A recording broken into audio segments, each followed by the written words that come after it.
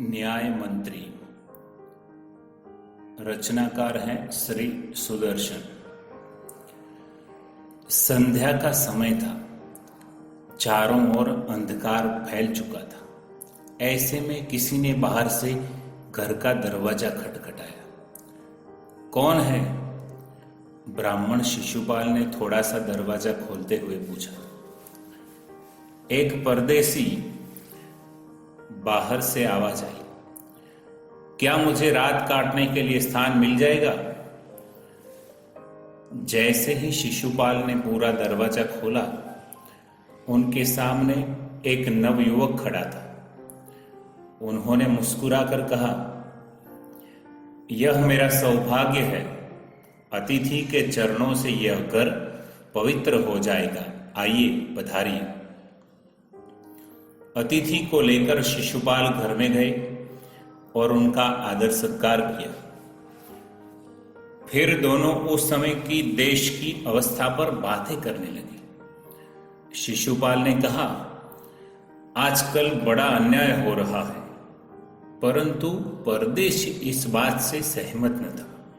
वह बोला, दोष निकालना तो सुगम है, परंतु कुछ करके दिखाना कठिन है। शिशुपाल बोले, अवसर मिले तो दिखा दूं कि न्याय किसे कहते हैं। तो आप अवसर चाहते हैं? हां, अवसर चाहता हूं। फिर कोई अन्याय नहीं होगा? बिल्कुल नहीं। कोई अपराधी दंड से न बचेगा? नहीं। परदेशी ने मुस्कुराकर कहा, यह बहुत कठिन काम है। ब्राह्मण के लिए कुछ भी कठिन नहीं। मैं न्याय का डंका बजाकर दिखा दूंगा। परदेशी धीरे से मुस्कुराए, पर कुछ न बोले। फिर कुछ देर बाद वे सो गए। सुबह उठकर परदेशी ने शिशुपाल को धन्यवाद देकर उनसे विदा ली। कुछ दिनों बाद शिशुपाल के घर कुछ सिपाही आए और उन्हें दरबार में चलने के लिए कहा। शिशुपाल सहम गए। वे समझ नहीं सके कि सम्राट ने उन्हें क्यों बुलाया है। कहीं उस परदेशी ने तो सम्राट से झूठी सच्ची शिकायत नहीं कर दी।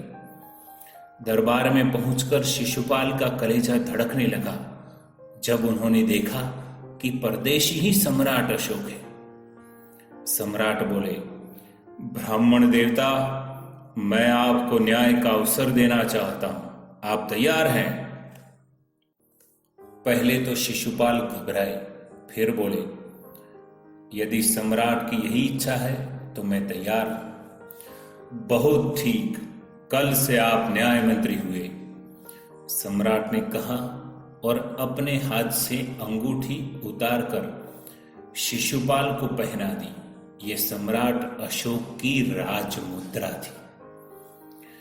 अब शिशुपाल न्याय मंत्री थे। उन्होंने राज्य की समुचित व्यवस्था करना आरंभ कर दिया। उनके सुप्रबंध से राज्य में पूरी तरह शांति रहने लगी। किसी को किसी प्रकार का भय नहीं था। लोग दरवाजे तक खुले छोड़ जाते थे। चारों तरफ न्याय मंत्री के सुप्रबंध और न्याय की धूम मच गई।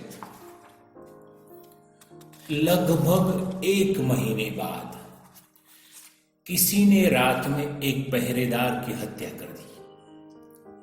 सुबह होते ही ये बात चारों तरफ फैल गई। लोग बड़े हैरान थे। शिशुपाल की तो नींद ही उड़ गई। उन्होंने खाना पीना छोड़कर अपराधी का पता लगाने में रात दिन एक कर दिया। बहुत प्रयत्न करने के बाद जब अपराधी का पता चला तो शिशुपाल के आश्चर्य का ठिकाना न रहा। स्वयं सम्राट ने उस पहरेदार की हत्या की थी। सम्राट को अपराधी घोषित करना बहुत ही कठिन काम था। शिशुपाल करे भी तो क्या करे। एक और वे न्याय मंत्री थे और दूसरी ओर सम्राट के सेवक। परंतु न्याय की दृष्टि में सम्राट और साधारण व्यक्ति में कोई अंतर नहीं होता। अगले दिन शिशुपाल दरबार में पहुंचे। सम्राट अशोक सिंहासन पर बैठे हुए थे। आते ही उन्होंने शिशुपाल से पूछा, अपराधी का पता चला? न्याय मंत्री ने साहसपूर्वक कहा, जी हां, चल गया। तो फिर उसे उपस्थित करो। न्याय मंत्री कुछ रुके, फिर अपने उच्च अधिकारी को संकेत करते हुए बोले, धनवीर, इन्हें गिरफ्तार कर लो, मैं आज्ञा देता हूं। संकेत सम्राट की ओर था। दरबार में निस्तब्धता छा गई। सम्राट का चेहरा क्रोध से लाल हो गया। वे सिंहासन से खड़े हो गए और बोले, इतना साहस! न्याय मंत्री ने ऐसा भाव प्रकट किया जैसे कुछ सुना ही न। उन्होंने अपने शब्दों को फिर दोहराया, धनवीर, देखते क्या हो, अपराधी को गिरफ्तार करो। दूसरे ही क्षण सम्राट के हाथों में हथकड़ी पड़ गई। न्याय मंत्री ने कहा, अशोक, तुम पर पहरेदार की हत्या का आरोप लगाया जाता है, तुम इसका क्या उत्तर देते हो? सम्राट ओंठ काट कर रह गए। न्याय मंत्री ने फिर पूछा, तो तुम अपराध स्वीकार करते हो? हां, मैंने उसे मारा अवश्य है, पर वो दंड था, सम्राट का उत्तर था। वह उद्दंड था या नहीं, तुमने एक राज कर्मचारी की हत्या की है। तुम अपराधी हो, तुम्हें मृत्यु दंड दिया जाता है। न्याय मंत्री ने निर्णय दिया।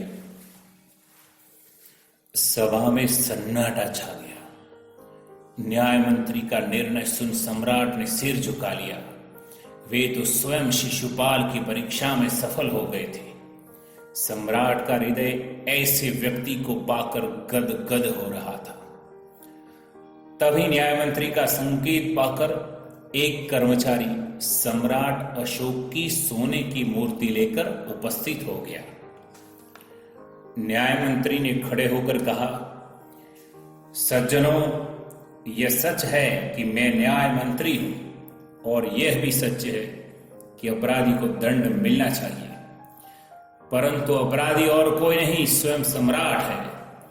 शास्त्रों में राजा को ईश्वर का रूप माना गया है, इसलिए उसे ईश्वर ही दंड दे सकता है। अतएव मैं आज्ञा देता हूं कि सम्राट को चेतावनी देकर छोड़ दिया जाए और उनके स्थान पर इस सोने की मूर्ति को फांसी पर लटका दिया जाए, जिससे लोगों को शिक्षा मिले। न्याय मंत्री का न्याय सुनकर लोग जय जयकार कर उठे। जब सब लोग चले गए तो शिशुपाल ने राजमुद्रा सम्राट अशोक के सामने रख दी और बोले, महाराज, ये राजमुद्रा वापस ले ले, मुझसे यह बोझ नहीं उठाया जाएगा। अशोक ने सम्मान भरी दृष्टि से उनकी ओर देखते हुए गद गद कंठ से कहा, आपने मेरी आंखें खोल दी है। आपका साहस प्रशंसनीय है। यह बोझ आपके अतिरिक्त और कोई नहीं उठा सकता। न्याय मंत्री निरुत्तर हो गए।